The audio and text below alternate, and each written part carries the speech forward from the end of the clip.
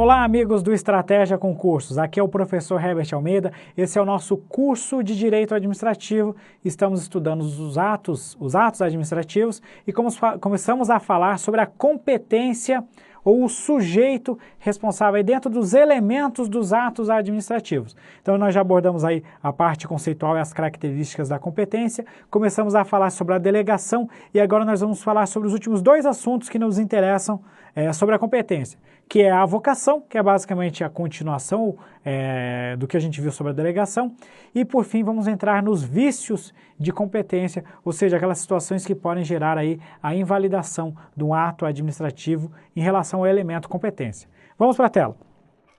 Então, falamos sobre a delegação em nossa última aula e agora nós vamos entrar na avocação. Vamos manter aqui o mesmo padrão.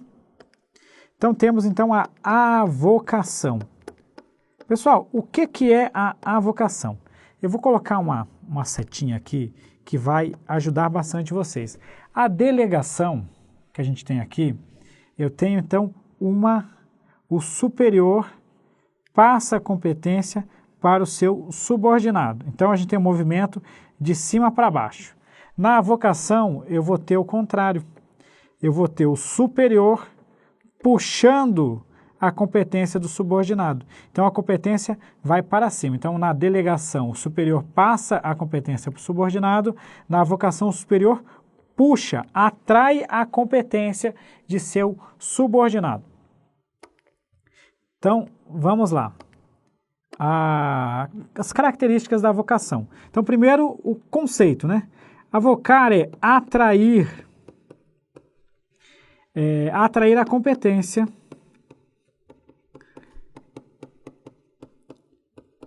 atrair a competência do subordinado. Olha que ponto interessante, do subordinado, somente do subordinado. Isso quer dizer o seguinte, diferentemente de na delegação, vem para mim, na delegação a gente pode ter delegação para um subordinado ou para um não subordinado. Na avocação, somente do subordinado. O superior só pode atrair a competência que seja do seu subordinado, não pode atrair a competência, por exemplo, de um outro órgão ou de um agente que não possui nenhuma relação hierárquica com ele. Então, a principal diferença quando a gente trabalha em delegação e avocação é o seguinte, enquanto a delegação pode ser para o subordinado ou não, na avocação é somente do subordinado. Foi para a tela.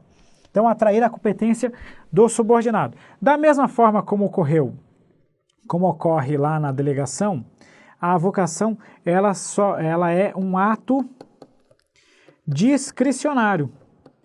Cabe à autoridade superior analisar se é conveniente, oportuno, realizar a avocação e, consequentemente, vai ser revogável.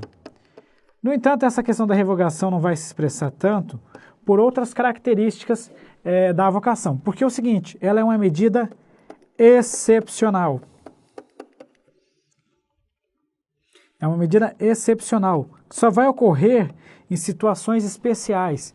Só pode ocorrer delegação por motivo relevante. Tudo isso nós vamos detalhar. Só vai poder ocorrer a delegação se houver justificativa. O motivo deve ser devidamente justificado, motivado, aí por que se está avocando, melhor dizendo, a delegação. Consequentemente, ela também só vai ocorrer de forma temporária. Então, vem para mim. Então, enquanto a delegação normalmente ela ocorre aí por um longo período de tempo, a gente tem aí um entendimento doutrinário firme de que a delegação ela deve ocorrer por um tempo determinado, né? Mas na avocação com uma medida excepcional, normalmente ela vai ocorrer num momento e vai encerrar. Então é um motivo específico. Apesar de a gente ter colocado ali que ela é revogável, mas normalmente ela já é feita com o tempo certo. Então, avoco para decidir nesse processo, para fazer isso aqui, para executar determinado ato e ponto. Por quê, pessoal? Pensa o seguinte, o superior está trazendo a competência que era do subordinado. Nessa situação ele está desprestigiando o seu subordinado. Então, além de gerar um problema aí de organização administrativa, porque a gente vai sobrecarregar o superior e diminuir o trabalho, ali, a desconcentração que a gente teria nessa distribuição de competências, a gente está desprestigiando o nosso subordinado. Então, por isso que ela só pode ocorrer de forma excepcional, por motivo devidamente justificado e que seja relevante para isso, e vai ocorrer por um tempo, vai ocorrer de forma temporária, de forma bem específica mesmo, tá ok? Foi para a tela. A consequência disso que a gente deve saber é o seguinte: a avocação, ela é uma medida de exceção. Ela é uma medida de exceção, os casos aí de avocação. Medida de exceção. E, para fechar, de forma semelhante com a delegação, ela não pode, quando se tratar de competência exclusiva do subordinado.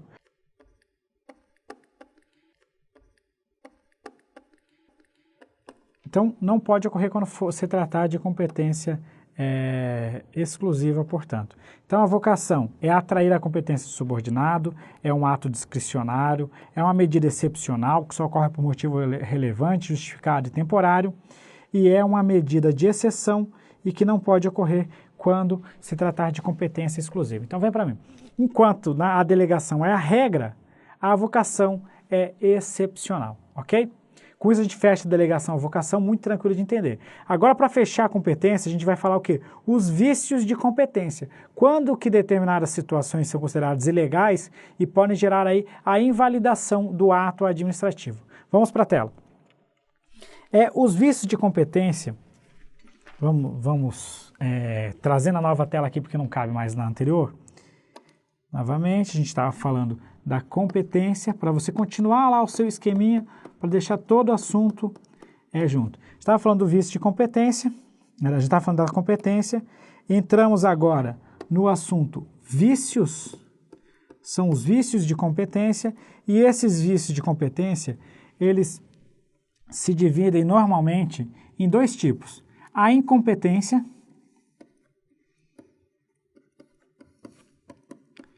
e mais à frente nós vamos falar da incapacidade. A incompetência, ela vai ocorrer em três situações que a gente vai ter aqui. A primeira delas é a usurpação. Usurpação de função. O que vem a ser a usurpação de função, professor? A usurpação de função, pessoal, vem para mim. Usurpação de função, ela é quando uma pessoa que não tem nenhum vínculo com a administração pública passa a exercer ali o ato administrativo. Esse ato, na verdade, ele vai ser considerado um ato inexistente. Vamos pegar um exemplo. Imagina que um cidadão normal, determinado dia, compra um uniforme, coloca uma roupa de guarda de trânsito e passa a aplicar multa a determinadas pessoas. Nessa situação, essa pessoa ela não teve nenhuma investidura, ela não tem nenhuma relação com o poder público e ela está se fazendo de agente público. Essa é uma situação em que o ato administrativo sequer existiu. Então, o ato é inexistente pela usurpação de função. Então, não se trata nem de... nesse caso, todos os efeitos do ato eles não vão sequer existir, tá ok? Vamos para a tela. A segunda situação, a gente tem a chamada função de fato. A função de fato, ela se diferencia da usurpação de função por um aspecto, pelo seguinte aspecto. Na função de fato, vem para mim, é o seguinte: o agente público ele está investido no cargo público, ele ingressou no serviço público e ele está exercendo ali os atos administrativos. Só que momentos depois, descobre-se que essa investidura, no momento da investidura dele, ocorreu alguma falha, alguma ilegalidade na investidura que vai anular o ingresso dele no serviço público. Então, por exemplo, para determinado cargo exige-se a formação com curso superior. A pessoa prestou o concurso, passou no concurso, mas não tem curso superior. Então, depois, quando se descobrir isso, essa pessoa vai sair do serviço público. Da mesma forma, a gente poderia ter a pessoa que entrou num cargo efetivo sem realizar concurso público. Mas vejam só, pessoal, nesse caso a gente tem a presença da chamada teoria da aparência. Imagine você comparecer a um órgão público, você comparece lá a um órgão público e solicita uma certidão para comprovar determinada situação sua e com isso angariar algum direito. Aí vai lá um servidor público que foi investido de forma irregular, atende você. Quais as chances, eu pergunto, de você saber, você chegar na hora, ó, calma aí, esse cara aqui eu não quero a certidão dele porque ele ingressou sem concurso público ou porque ele não tem o cargo específico não tem a formação específica para esse cargo. Pessoal, é quase impossível isso acontecer. É muito difícil da gente imaginar uma situação dessa. Você vai chegar no órgão público, vai olhar aquela pessoa que está te atendendo e vai imaginar que ela ingressou ali de forma legal, da forma correta. Então a gente tem a presença então da teoria da aparência. Presume-se para o particular, ele vai imaginar que aquele ato está correndo de acordo com tudo que está previsto em lei. Nesta situação, o ato administrativo praticado por esse servidor investido de forma irregular, os efeitos deste ato para aqueles terceiros de boa fé, no caso a pessoa que foi solicitar a certidão, por exemplo, eles permanecem válidos. Então, nessa situação, ainda que a gente tenha a falha na investidura, o ato vai ser considerado ali, os efeitos, na verdade, do ato serão válidos, tá ok? Terceira função, vamos para a tela. A gente tem a usurpação de função, a função de fato e, por fim, nós vamos entrar no excesso de poder. O que vem a ser, então, professor, o excesso de poder? O excesso de poder, dentro lá quando a gente estuda o uso e o abuso de poder, ele é uma espécie do nosso chamado abuso de poder. Precisamos aí de mais detalhes para poder entender isso então, professor. Vem para mim. O excesso de poder é quando o agente administrativo pratica um ato administrativo e esse ato administrativo está além da esfera de competência desse agente. Então, vamos supor o seguinte, determinados agentes administrativos podem aplicar a pena de suspensão de até 30 dias a um servidor público. Então, ele pode suspender esse servidor até 30 dias, mas ele chegou lá e aplicou a suspensão de 45 dias. Nesta situação, ele usou um excesso de poder, porque ele não era competente para ir aos 45 dias. Existe previsão legal para aplicar uma pena de suspensão até 90 dias. Estou falando aqui, dando o exemplo da Lei 812. Só que alguns agentes podem ir até 30 e outros é que vão poder ultrapassar esse 30 e ir até o 90. Então, aquele agente que era competente só até 30 dias, se ele aplicar 45 dias de suspensão, ele teve um excesso de poder. Tá ok? Vamos para a tela. Particularmente sobre o excesso de poder, a gente vai ter a situação em que é possível a chamada convalidação do ato administrativo. Então, o excesso de poder, especificamente, ele admite o que a gente chama de convalidação. O que é convalidar um ato? Pense comigo agora na seguinte situação. Vem para mim. Foi expedida uma certidão. A autoridade competente para expedir essa certidão era o superior ali do órgão. Determinado dia a autoridade faltou e o agente lá subordinado dele não tem delegação para exercer esse ato. Chegou lá e assinou a certidão e entregou para a pessoa. No dia seguinte, volta a pessoa que recebeu a certidão e diz, ó, essa certidão aqui não é válida porque aquela pessoa não poderia ter assinado. Aí chega lá o superior para preservar os efeitos do ato, ele chega aí, assina em cima. Ou seja, a gente teve a convalidação do ato administrativo. Então, em determinadas situações, é possível que a autoridade superior, aquela que é de fato competente para aplicar o ato, venha e convalide o ato do seu subordinado, como se ela literalmente assinasse em cima ali da decisão do seu subordinado. Então, aquele que estava mais abaixo não era competente, mas o que está acima é competente. Então, ele chega simplesmente, ao invés de anular o ato administrativo, ele pode convalidar. Pessoal, é importante estudar esse ponto. É comum a gente falar que no caso de ilegalidade, a gente vai ter o poder ou o dever da administração de anular um ato administrativo. Isso é tratado quase como regra, em concursos públicos principalmente. Então é muito comum aquela famosa frase: a administração pode revogar um ato por conveniência ou oportunidade e ela deve anular por ilegalidade. Isso é quase uma verdade aceita em concursos públicos, que a gente encontra aí em várias questões, vários trabalhos sobre isso.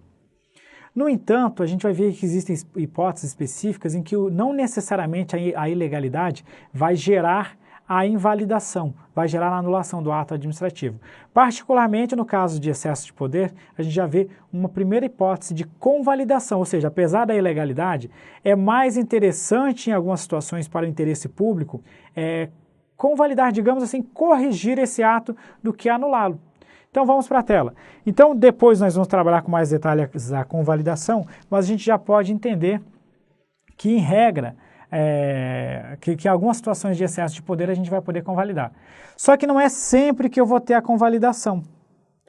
Existe uma situação em que eu não posso convalidar aqui, que é o seguinte: salvo quando? Quando que não pode delegar? Quando a incompetência ela decorrer, a competência, na verdade, ela for em razão da matéria. O que é uma competência em relação à matéria? Por exemplo, uma competência era do Ministério da Educação e foi lá o ministro da Saúde e realizou. Então a matéria foge, esse tipo de competência não pode ser convalidado. Ou quando se tratar de competência exclusiva. Se a competência é exclusiva do superior, naquela situação em que sequer ele poderia delegar o ato administrativo, também não será possível convalidar. Então vem para mim. Quando existir o excesso de poder, se a competência não for exclusiva e não se tratar de competência em razão da matéria, a administração pode convalidar, ou seja, diante do caso concreto, vai caber à autoridade competente analisar, fazer o seu juízo de conveniência e oportunidade e decidir se convalida ou anula o ato administrativo. Ou seja, é possível, mas não necessariamente será convalidado. Quando a incompetência, quando o excesso de poder for em relação à matéria, que foi o exemplo que eu disse, um membro do Ministério da Educação pratica um ato que seria do Ministério da Saúde, ou alguém do Ministério da Fazenda faz um ato lá que é do Ministério da Educação, então a gente tem uma incompetência em razão da matéria. Nesse caso, não se admite convalidação, ou seja, não existe nem a opção, o ato vai ter que ser anulado, vai ser invalidado. Quando for competência exclusiva da autoridade superior, ela também não pode, ou seja, se ela não podia nem, se ela sequer poderia delegar, porque a competência é exclusiva, ela também não poderá convalidar o ato administrativo, ou seja, obrigatoriamente a gente irá invalidar o ato administrativo. Ok? Foi para a tela. Então, isso aqui é o vício de incompetência. Além da incompetência, a doutrina ainda fala na incapacidade. Incapacidade. A incapacidade ela vai se expressar em duas situações apenas: o impedimento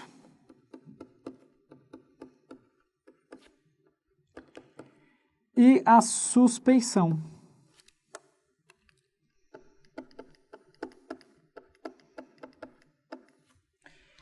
Basicamente, pessoal, vem para mim. Basicamente, o impedimento é uma situação mais objetiva e a suspeição é uma situação subjetiva. Então, vamos para a tela.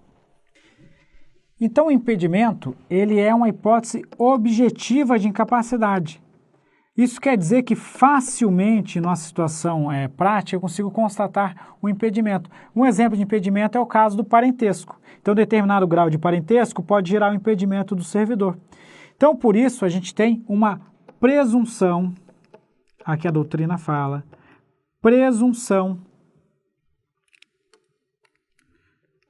uma presunção absoluta de incapacidade.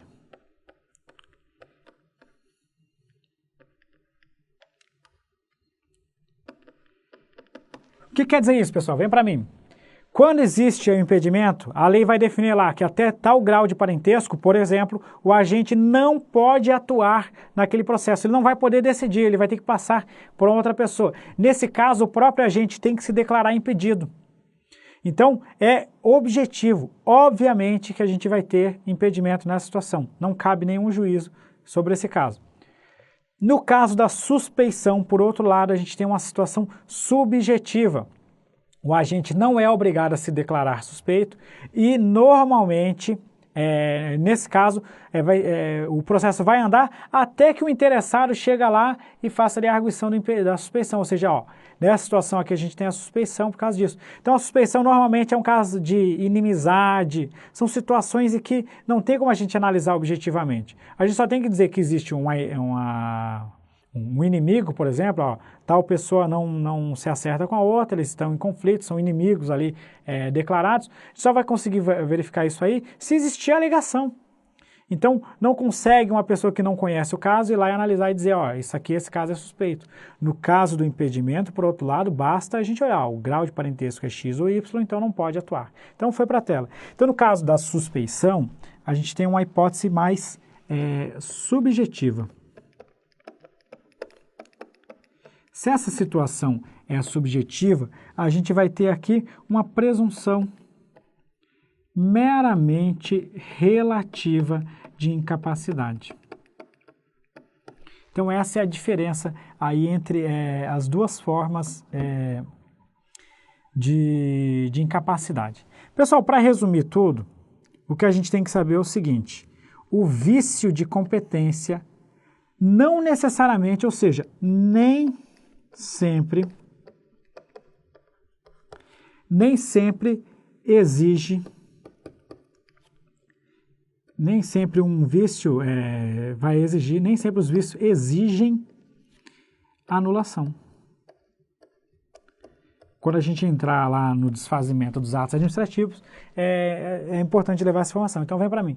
Por quê? Porque existe uma hipótese, que a gente acabou de mencionar acima, lá no excesso de poder, da autoridade convalidar um ato administrativo. Então, não necessariamente a gente terá anulação num vício de competência. No entanto, se a autoridade, dentro daquela situação que a gente viu, quando a autoridade é competência exclusiva, ou nos casos de incapacidade, por aí a gente vai gerar, então, a anulação obrigatoriamente, tá ok? Com isso, a gente encerra aí o estudo da competência e no nosso próximo vídeo vamos entrar nos demais elementos do ato administrativo, ok? Muito obrigado, até breve.